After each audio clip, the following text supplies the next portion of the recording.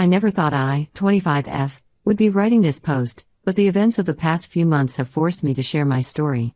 My older sister Jennifer, 28F, has always been jealous of my relationship with my boyfriend Richard, 27M, and things have finally reached a breaking point. For context, Jennifer and I grew up in an upper-middle-class family where appearance and success were everything. Jennifer was always the golden child, straight A's, debate team captain, cheerleader, you name it. She got into an Ivy League school and now works as an investment banker making six figures. I, on the other hand, was more creative. I struggled with math and sciences but excelled in art. My parents never understood this and constantly compared us. I remember when I was 16, I won a national art competition. Instead of celebrating, my parents focused on how Jennifer had just gotten accepted into 3 prestigious universities. This was pretty much how things always went in our house. Jennifer would achieve something academic, and my accomplishments would be brushed aside. Despite all this, Jennifer and I maintained a decent relationship through our early 20s. She dated a series of guys who were all successful but, according to our mother, not quite handsome enough for her perfect daughter. 3 years ago, she started dating Mark, 29M. Mark works in tech and makes good money, but he's pretty average-looking, short, starting to bald, but genuinely nice and completely devoted to Jennifer. Then I met Richard at a local coffee shop where I was working on some freelance designs. He spilled his coffee on my laptop, and instead of getting angry, we ended up talking for hours. Richard was doing his PhD in engineering, and despite being ridiculously good-looking, like model good-looking, he was the most down-to-earth person I'd ever met. We started dating, and for the first time in my life, I felt truly happy. The problem started when I brought Richard to our monthly family dinner. I noticed how Jennifer's expression changed when she saw him. Throughout dinner, she kept mentioning how she used to model part-time in college, she did one photo shoot, and how she and Richard must have so much in common being in intellectual fields. She barely acknowledged Mark, who was sitting right next to her. After that, Jennifer's behavior became increasingly problematic. She would show up uninvited when Richard and I were out, wearing increasingly revealing outfits. She started attending his department's public lectures, sitting in the front row and asking questions just to get his attention. Once, during a family pool party, she wore the tiniest bikini I've ever seen and kept asking Richard to apply sunscreen on her back, even though Mark was right there. Things got worse during holidays. Last Thanksgiving, she got drunk and tried to sit on Richard's lap during charades, claiming there weren't enough chairs. There were plenty. During Christmas, she cornered him under the mistletoe and tried to kiss him on the lips, later claiming it was just tradition. Richard would always move away or make excuses, but Jennifer was relentless. I found out she was sending Richard messages late at night, asking him to meet her secretly, telling him how they were meant to be together and how Mark could never compare to him. Richard had been blocking her numbers, but she kept creating new ones. She even made fake social media accounts to message him after he blocked her main accounts. When I confronted Jennifer about her behavior, she would either deny everything or turn it around on me. She'd say things like, "You're just insecure because you know Richard's too good for you, or he obviously wants someone more on his intellectual level." She told our parents I was being paranoid and making up stories because I was jealous of her success. Our parents, predictably, took her side. Mom said I should be flattered that men found my sister attractive and that I was being too controlling of Richard. Dad suggested I should work on myself instead of accusing Jennifer of things she'd never do. They reminded me how Jennifer had always been the more successful one and suggested maybe I was creating drama because I couldn't handle her achievements. The situation finally exploded at our parents' 30th anniversary party last month.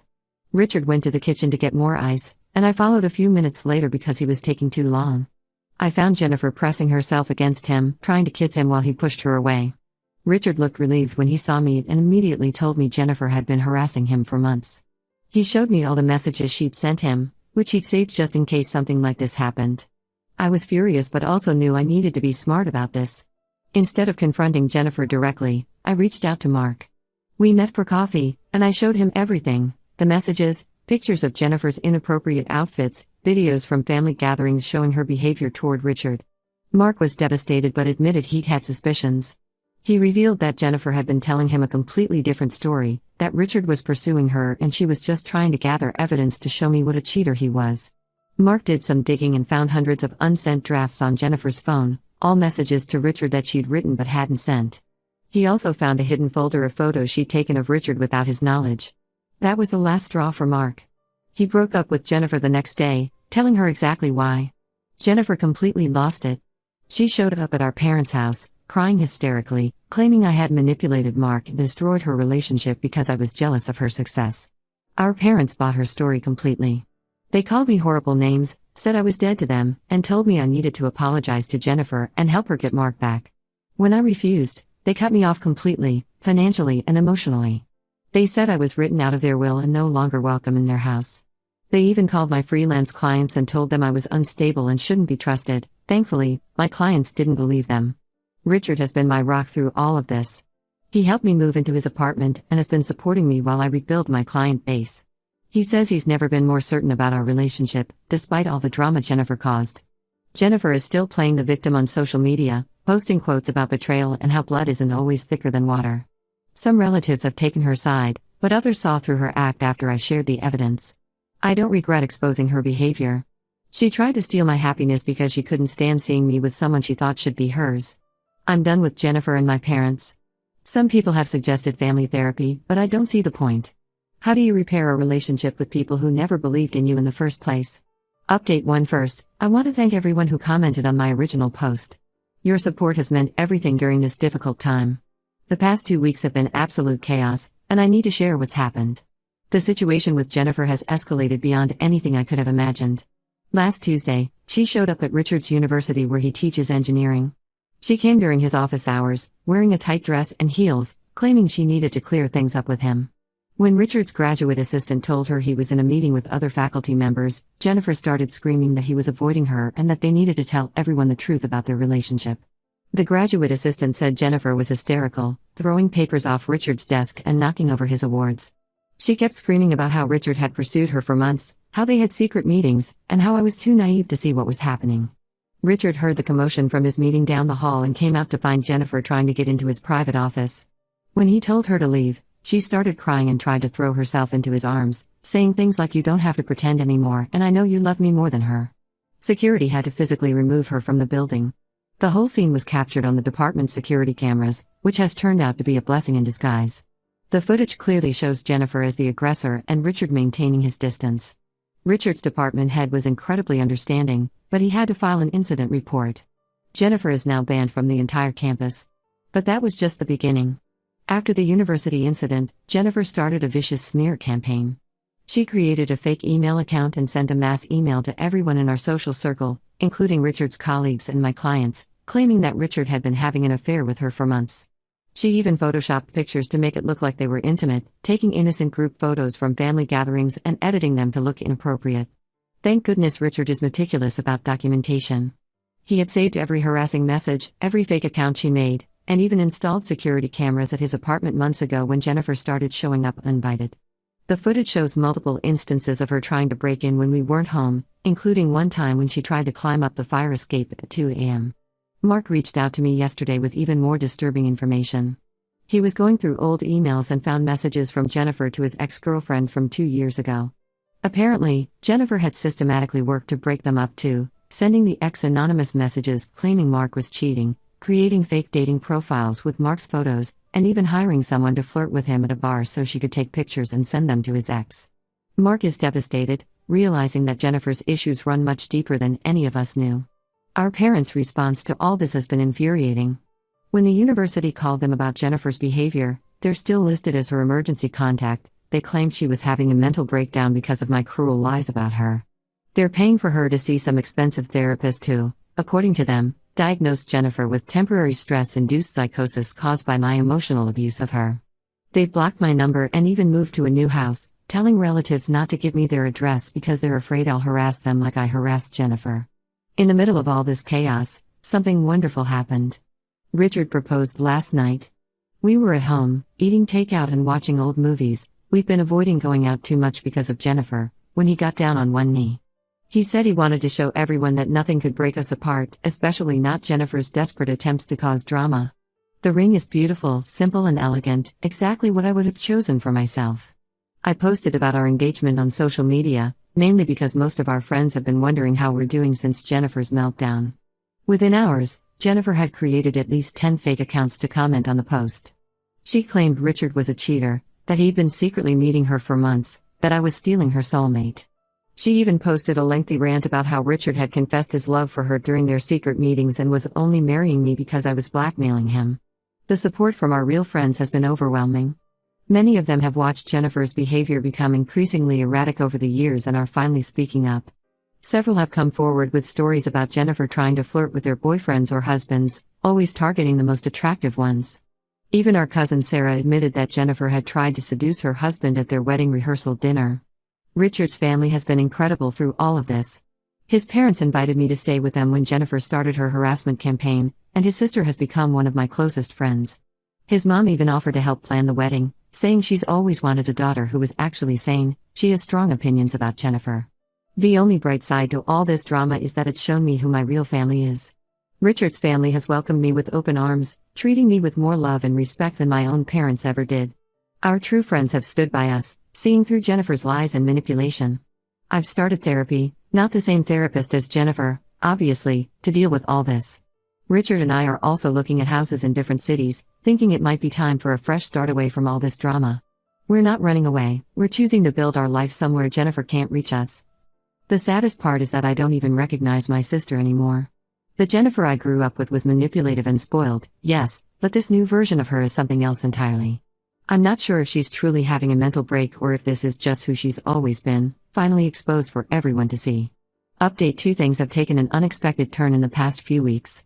Just when I thought the situation couldn't get more complicated, Jennifer's former co-worker Lisa reached out to me through LinkedIn. Lisa worked as Jennifer's assistant at their investment firm. She messaged me saying she had important information about Jennifer that I needed to know. We met at a coffee shop far from Jennifer's usual haunts, and what Lisa told me left me stunned.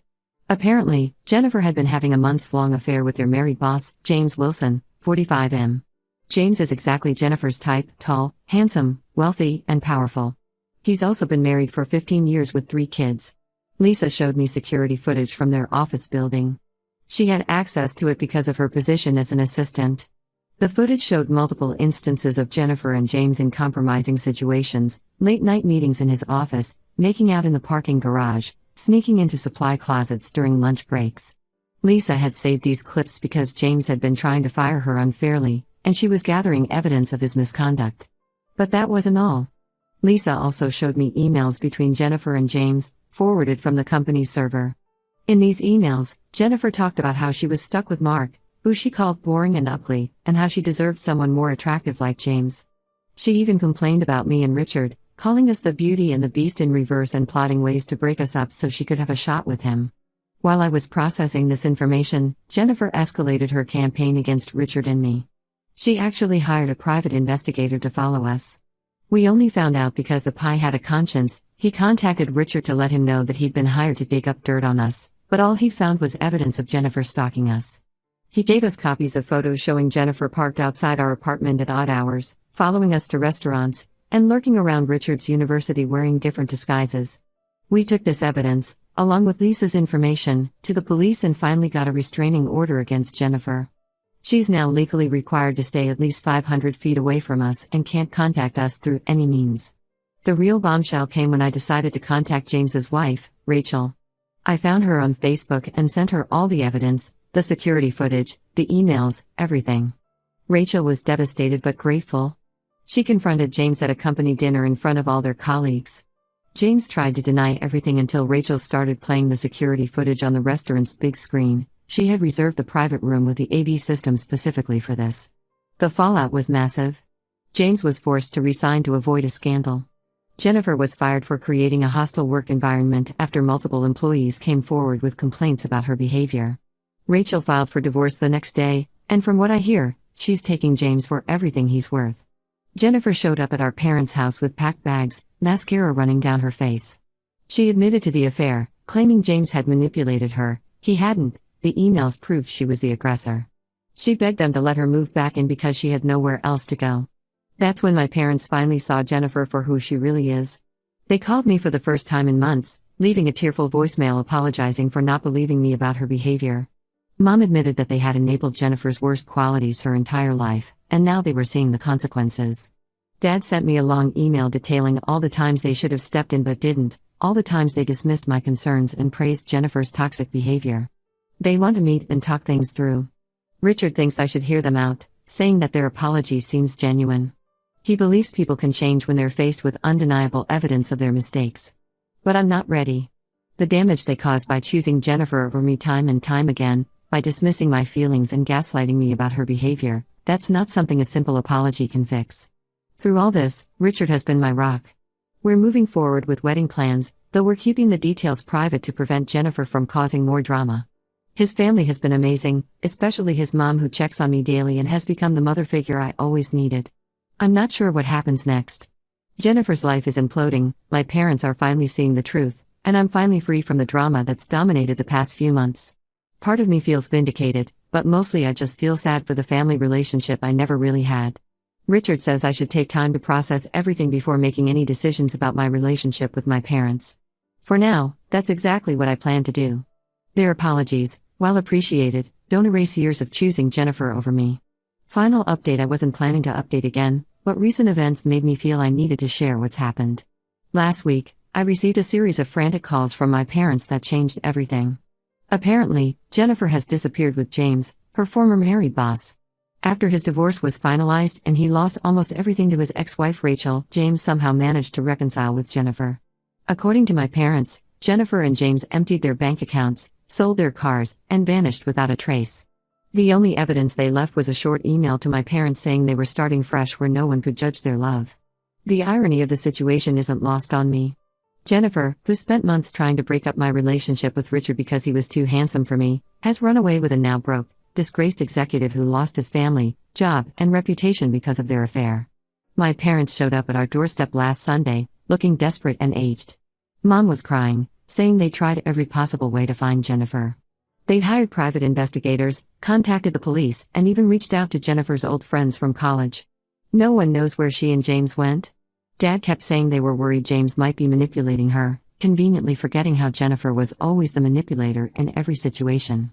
They begged me to help find Jennifer, saying I was good with computers, I'm a graphic designer, not a hacker, and might be able to track her down. They even suggested I ask Richard to use his university connections to help locate her. When I refused, Mom broke down completely, saying they couldn't lose both daughters. I reminded them that they'd already lost me, the day they chose to believe Jennifer's lies and kicked me out of their lives. I reminded them of every time they dismissed my feelings, every time they enabled Jennifer's behavior, every time they made me feel less than her. Dad tried to interrupt with more apologies, but I wasn't finished. I told them about all the therapy sessions I needed to deal with their favoritism, all the nights I cried wondering why my parents couldn't love me as much as they loved Jennifer. Richard and I have built a beautiful life together. We got married 6 months ago in an intimate beach ceremony, surrounded by his loving family and our true friends. My parents weren't invited, that was my choice. Richard's mom walked me down the aisle, and it felt more right than having my father do it ever would have. My freelance business has taken off, I'm now earning more than I ever did before, with clients who value my work. Richard got tenured at his university, and we bought a lovely house in a quiet neighborhood 3 states away from my family. We're even talking about starting a family of our own. Last month, when my parents showed up unannounced for the second time, I didn't even open the door. I watched through the security camera as they left the letter begging for my help in finding Jennifer. I took the letter straight to our fire pit that evening. Some might think I'm being cruel, but I finally found peace in my life. I no longer jump when my phone rings or worry about running into Jennifer at local stores. I don't have to deal with my parents' constant comparisons or feel like I'm not good enough. Richard sometimes asks if I miss them, and honestly, I miss the family I wish they were, not the family they actually were. I miss the sister who could have been my best friend, not the jealous woman who tried to steal my happiness. I miss the parents who could have loved me for who I am, not the ones who only saw me in Jennifer's shadow. Yesterday, I got an anonymous email, probably from Jennifer, with just 2 words, I'm happy. I deleted it without responding. Her happiness is no longer my concern, just as my happiness is no longer any of their business. Sometimes the best family is the one you choose, and I've chosen a life without their drama. For those wondering, yes, I've heard the rumors that Jennifer and James were spotted in Mexico. No, I haven't passed this information to my parents. Some chapters of our lives need to stay closed, and this is one of them.